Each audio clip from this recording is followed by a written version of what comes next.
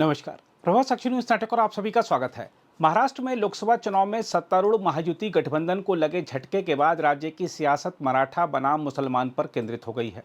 BJP का आरोप है कि तुष्टीकरण की राजनीति के चलते विपक्षी गठबंधन इंडिया को चुनाव में लाभ हुआ है, जबकि विपक्ष का कहना है कि लोगों ने अहंकार और तानाशाही के खिलाफ वोट किया है, मगर सत्तारूढ़ गठबंधन इस बात को समझ नहीं पा रहा है।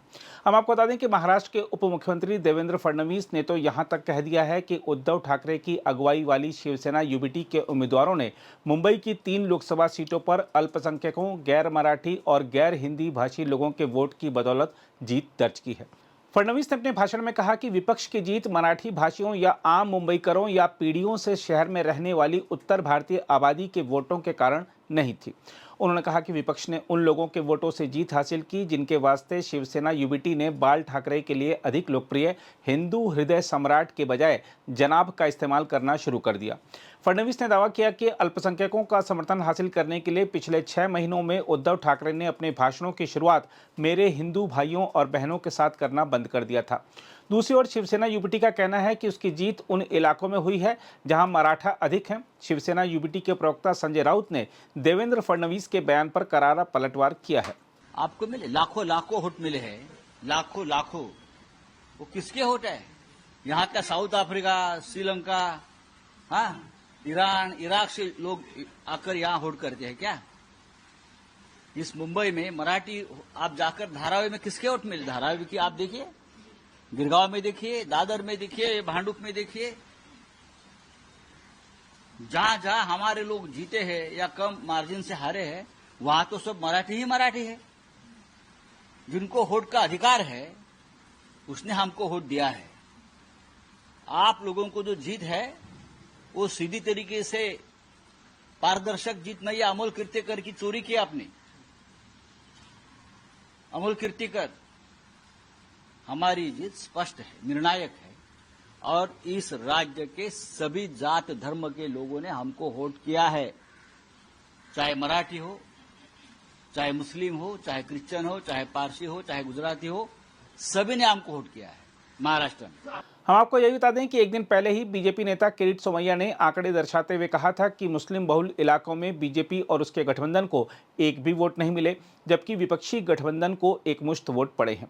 बीजेपी का यह भी आरोप है कि विपक्षी गठबंधन के लिए मस्जिदों से अपीलें करवाई गईं और फतवे जारी करवाए गए। इस मुद्दे पर आज बीजेपी विधायक नितेश राणे ने एक प्रेस कॉन्फ्रेंस भी की और उद्धव ठाकरे को अकेले चुनाव लड़कर दिखाने की चुनौती दी है। नहीं, हम लोग पहले दिन से, अगर आपको याद आता रहेगा, कई महीनों से मैं बोल रहा हूँ, ये बांग्लादेशी रोहिंग्या जो आज मुंबई महाराष्ट्र में रह रहे, उनको कौन ला रहा है, उनको पानी का कनेक्शन कौन दे रहा है, उनको आधार कार्ड कौन, अरे हर एक के पास 2-2, 3-3 आधार कार्ड भी मिल रहे। तो ये सारी चीज के सीबीआई जांच होनी चाहिए, ऐसा मेरा मत है, क्योंकि ये कल देश को धोखा हो सकता है। कल ये राज्य में अलग तरीके का वातावरण निर्माण कर सकते हैं, क्योंकि ये जो हमारे महाराष्ट्र में रहने वाले मुसलमान ये अलग है और ये रोहिंग्या और बांग्लादेशी लोग अलग है। इनको यहाँ आके इस्लाम राष्ट्र बनाने के लिए इनको यहाँ डाला जा रहा है। अगर उनको कल वोटिंग राइट्स अगर मिलना चालू हो गया तो कल एक बांग्लादेशी और रोहिंग्या को मुंबई का मेयर बना देंगे ये लोग, मुंबई को पाकिस्तान बना देंगे, महाराष्ट्र को मिनी पाकिस्तान। मालेगांव में और क्या हो रहा है? मालेगांव में जो कुछ भी वोटिंग हुआ है वो वोटिंग यादी, वोटर लिस्ट तो जांच होनी चाहिए उसकी, कि उसमें लोकल मुसलमान कितने हैं और उसमें बांग्लादेशी और रोहिंग्या कितने हैं।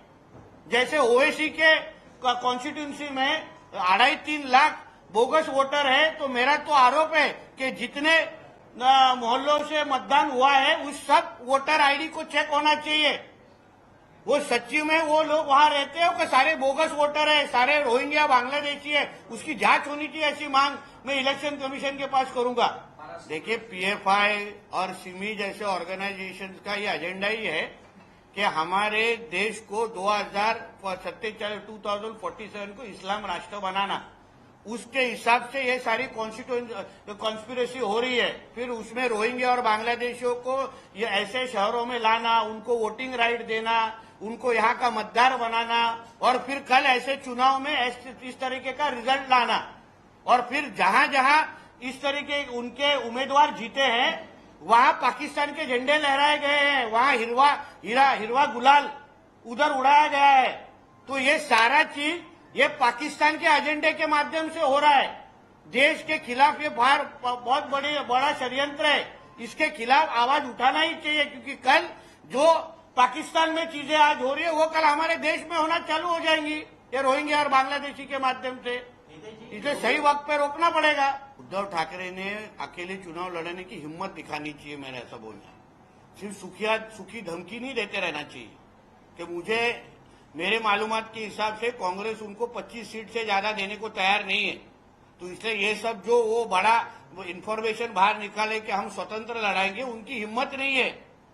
उनकी रीढ़ की हड्डी टूट गई है कि वो खुद का खुद चुनाव लड़ सकते हैं महाराष्ट्र में। इसलिए ये सारी सूखी धमकियां हैं। उद्धव ठाकरे को इतनी हिम्मत ही बची नहीं कि उसको मालूम है उनके 9 के 9 सांसद ये उनके वोट बैंक के वजह से नहीं जीते हैं, कांग्रेस के वोट बैंक के वजह से जीते हैं। तो इसलिए वो इतनी हिम्मत कर ही नहीं सकते। ये सिर्फ सूखी धमकियां हैं। संजय राउत ये महाराष्ट्र के राजनीति का खुद जोकर है। अगर आपको अभी हमारे देवेंद्र फडणवीस साहब विलन लगते हैं तो फिर आप कलीना के हयात में उनको क्यों मिलने गए थे? कौन से विषय को मिलने गए थे? आपके मालक ने जो दूसरी मातोश्री बनाई है उसके जो परमिशन है तो यही देवेंद्र फडणवीस जी ने आपको दिला के दी थी। तभी आपको देवेंद्र फडणवीस साहब विलन नहीं लगे। तो इसलिए जोकर ने अपने औकात के हिसाब से बात करना चाहिए। मेरे पार्टी की भूमिका पार्टी के द्वारा जल्द ही उसको डिक्लेयर किया जाएगा, बोला जाएगा। मेरी वैयक्तिक भूमिका आप कैमरा पे चला नहीं पाएंगे, इसलिए अलग से मुझे मिलिए कि कितने बार बीप बजाना आपको परेशानी हो जाएगी। देखिए ऐसा है, संजय राउत की औकात नहीं है राष्ट्रीय स्वयं संघ के बारे में बोलने की। राष्ट्रीय स्वयं संघ ने फिर उद्धव जी को और उनके पार्टी को भी हिंदुत्व के बारे में बहुत सारे सलाह दिया था, एडवाइस दिया था। वो मानी क्या? हाँ, अपना स्वाभिमान बेच के आज गए कि नहीं कांग्रेस के साथ?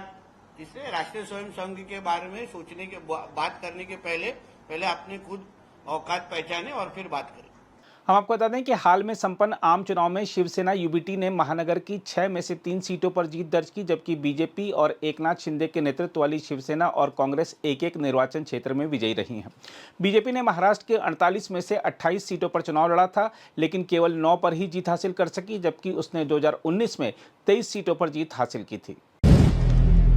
अगर आप भी लेना चाहते हैं देश दुनिया की तमाम जानकारी तो आज ही सब्सक्राइब करें हमारे चैनल को।